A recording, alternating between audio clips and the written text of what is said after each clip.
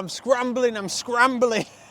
I've just pulled over. I'm not even at my location yet. I've just pulled over on the horribly busy A66. I actually hate this road, for the record, that comes in to North Cumbria.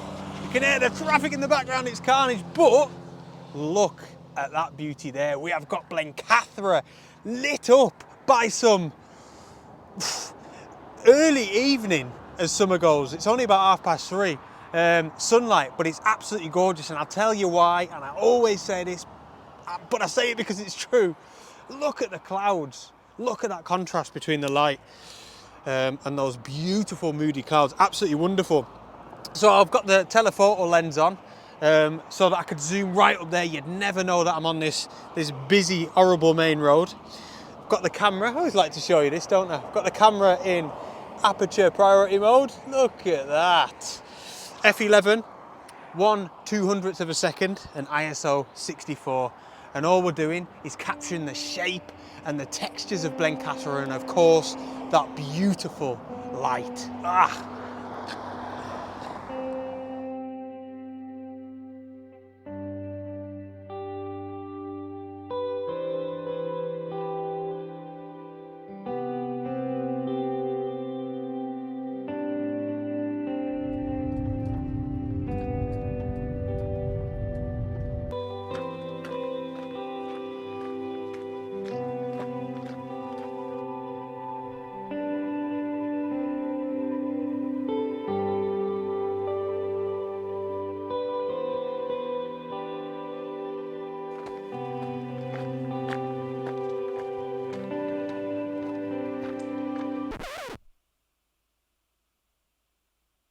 Oh, I'll tell you what, I haven't been in the Lake District for about 3 weeks, but it feels like forever. And what a treat to come back to. We are in Stonethwaite Valley, absolutely gorgeous, right deep into the Borrowdale Valley. And I'll tell you what, it really does feel like the middle of summer. Absolutely luscious. It's wonderful. And I'm after one thing and one thing only in today's adventure. If you've been out with your cameras recently, especially in this sort of area, you know what I'm going to say already. And that is heather. And I've actually taken Mr. Alfred Wainwright's advice for today's location. I'm hiking up a Wainwright called Great Crag, and I need to read a little bit of an extract out from his guide because this is fantastic. This is a most beautiful short climb, Mr. Wainwright says. Best done on a sunny day in August, for then the upper slopes are ablaze with heather. Absolutely wonderful. So we are in August, middle of August, and we don't have any sun, but this is the Lake District. This is the rainiest part of the Lake District, or there or thereabouts as well. But we may get some sun as the evening progresses. But it's gorgeous either way, you know, we've got texture in the clouds, it's absolutely wonderful. And I also want to have a little bit of a chat about gear as well, of all things, but I think you'll find it interesting. So for now, as always, let's crack on.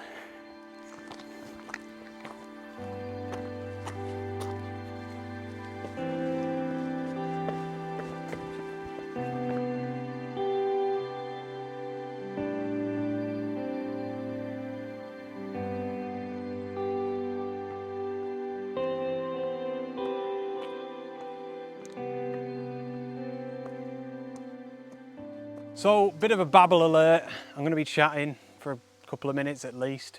Just thought I'd let you know.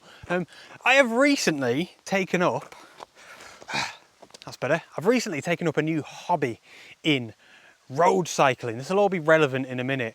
And it's brilliant. One of the main reasons that I'm loving it so far is actually because ever since I've been doing landscape photography full time, which is getting on 3 years now, which is absolutely amazing.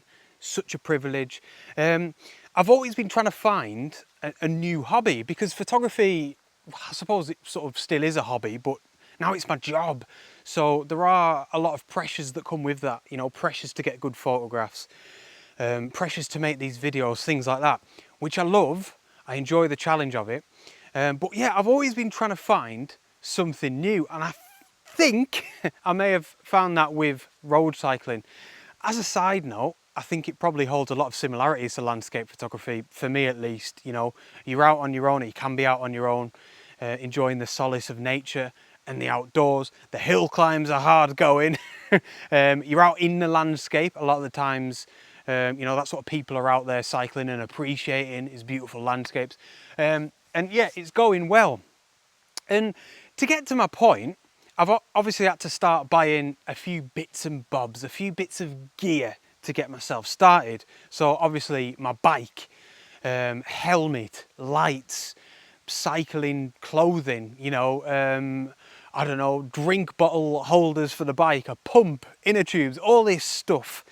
And here's the thing, I actually love doing that. I love all of them purchases, and it's the same with landscape photography.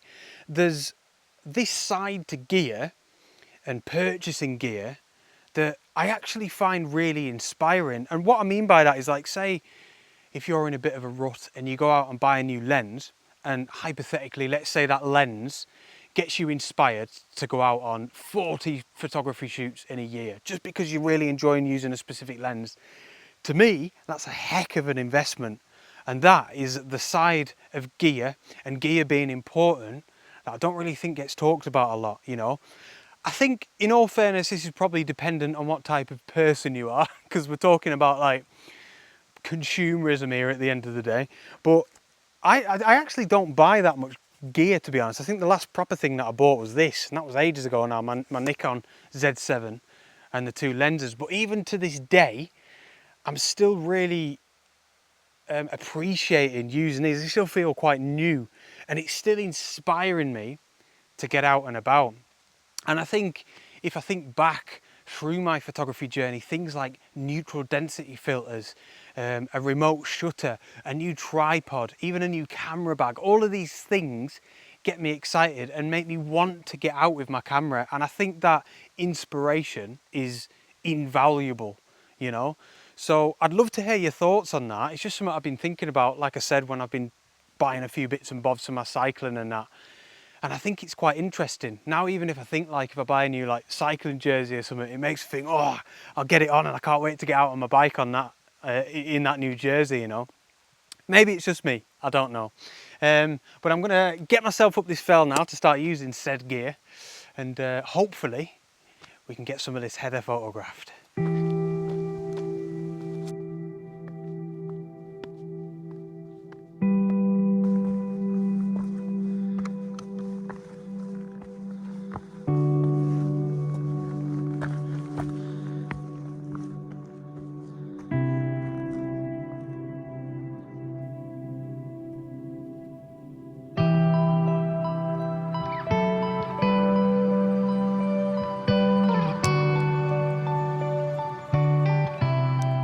Oh, you beauty. Get a look at this as well. I've got this to eat. Perkia, protein, vitamin packed apparently, nutty toffee and dark. You can't go wrong with nutty toffee and dark chocolate. You won't hear me complaining. So, first shot, I shan't be standing here for long taking this shot or munching this beast, because, can you see? Midges galore. I have got this spray, hang on. This one, I think I've shown you this before, the old jungle formula. It's not really working, it never really has. I did recently, where did I have it? Did I have it in Scotland? The Avon Skin So Soft stuff. It's really good, even though it's not really a proper fly spray. Forgot it. Anyway, this photograph, I think is actually going to be quite nice. We've not really got much light. Behind you guys, it is looking promising for the progression of the evening, so that's good. But here, I don't know, I think it's just a nice composition. It's so Lake District-esque. I love it. We've got a nice little stone path here. We've got loads of heather and some ferns here on the left-hand side. And then off in the background, just there, we've got what is Eagle Crag and Sergeant's Crag together. And they're just making a really nice background subject. It's a nice balance as well, the way I've got it.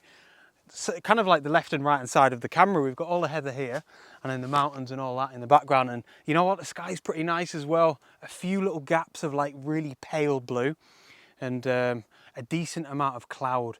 I've got the 14 to 30 millimeter lens on the front at 14 mil, and you can see here how, well, you can't really see, I'll show you, how I've angled the camera downwards, almost as if I'm pointing right down at the path. Of course, that's because 14mm is such an unnatural angle. It's so wide, it's almost fisheye. So we're getting loads down here in the foreground, as well as about 1/3 of the sky as well. So yeah, really happy with the composition. ISO 64, f11 and 1/13 of a second. Time for this beast.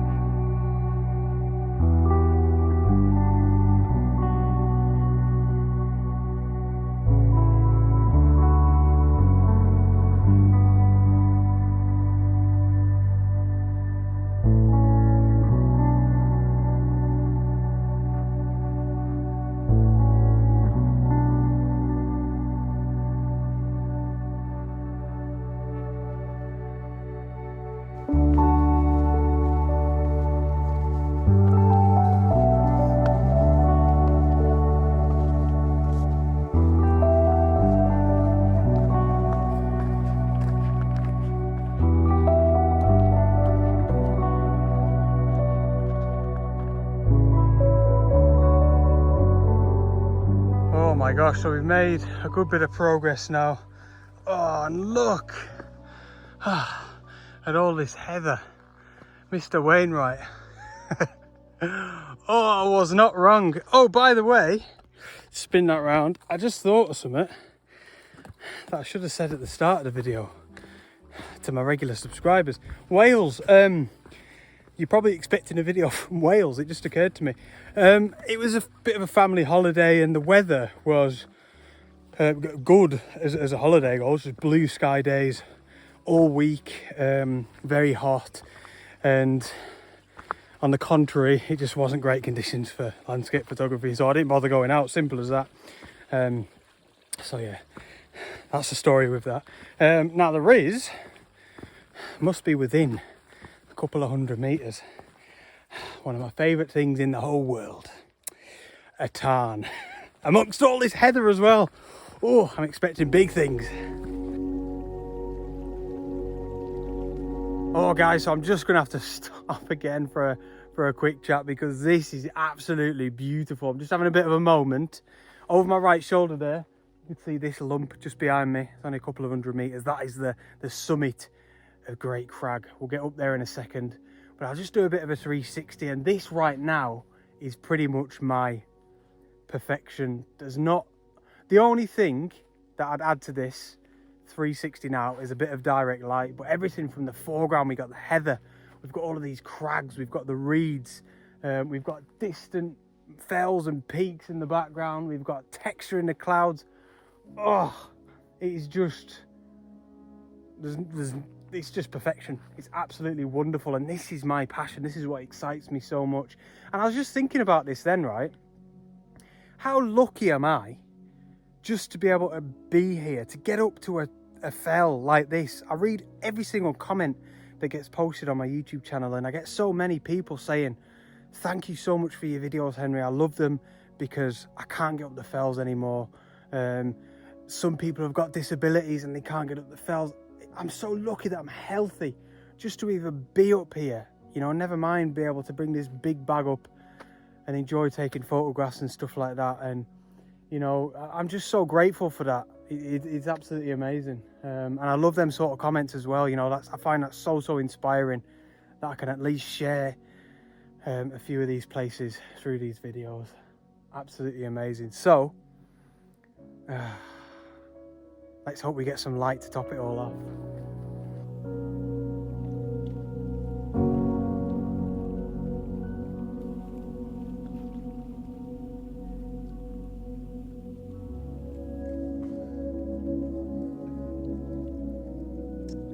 So you know what, it's just occurred to me just a minute ago there that I've come all the way up.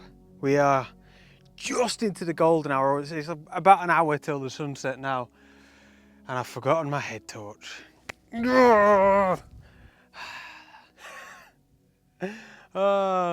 So I'll risk a few things for a good photograph, but one thing I will not risk is my safety.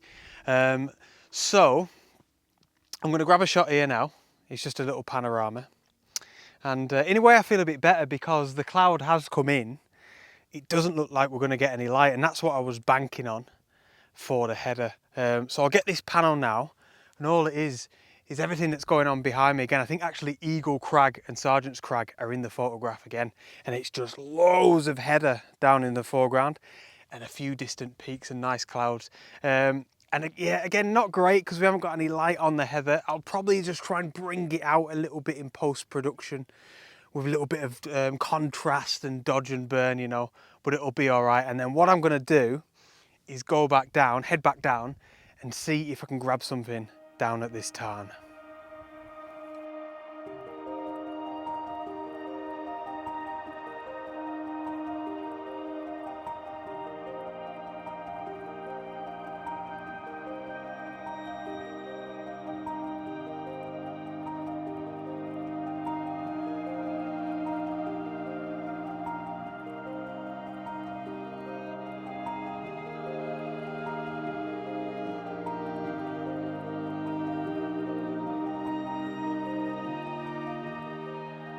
So I'm just giving you a quick show of the tarn. This is Dock Tarn, and as beautiful as it looks with all the header around it, it's a nice little island in the middle as well with some silver birch trees on it.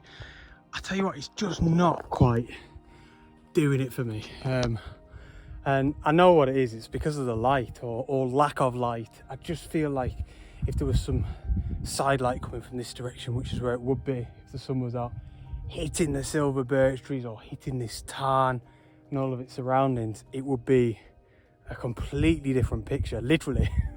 But yeah, whereas here, it's just not quite enough to make me want to get my camera out. Plus, like I said, no head torch, I best crack on. So maybe in the future, maybe another time. But thank you so much for tuning in. As always, I really appreciate your support. A big extra special thank you to all those that have decided to support me in pre-ordering my 2023 calendar. There's still loads available if anybody would like to support my channel and support my photography. I'll leave a link below where you can go and pre-order my calendar. I appreciate it so much, and thanks for watching, and I shall see you on the next adventure. Out.